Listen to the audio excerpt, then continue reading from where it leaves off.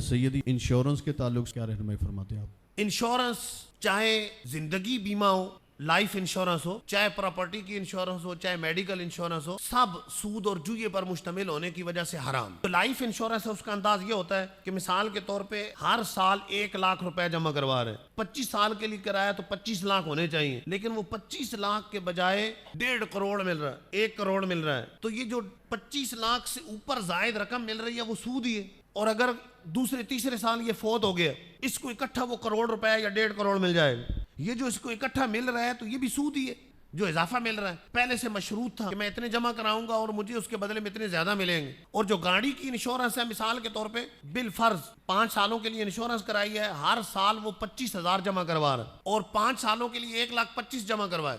ان 5 سالوں میں گاڑی کا کوئی ایکسیڈنٹ ہو گیا، کوئی نقصان ہو گیا، کمپنی پورا کرے گی، چاہے وہ نقصان 5 لاکھ کا ہو، چاہے وہ نقصان 10 لاکھ کا ہو، اور نقصان نہ ہوا تو کمپنی نہیں پورا کرے گی اور پیسے ضائع چلے جائیں۔ تو یہ جوا ہے، جوا اور کس بلا کا نام ہے؟ ہمارے پیسے ضائع ہو جائیں گے یا ہمیں زیادہ پیسے آ جائیں گے، تو یہ جوا ہے جسے رب نے قرآن میں شیطانی فعل کہا ہے، نجس اور ناپاک کہا ہے۔ اسی طرح میڈیکل انشورنس کا بھی یہ جنرل میڈیکل انشورنس کروا لی کہ بھئی جو علاج کروانا ہے کمپنی کرے گی اور میں اسے سالانہ اتنے پے کرتا رہوں گا، اگر بیمار نہ ہوا، کوئی کلیم نہ کیا تو کوئی پیسے نہیں ملیں گے۔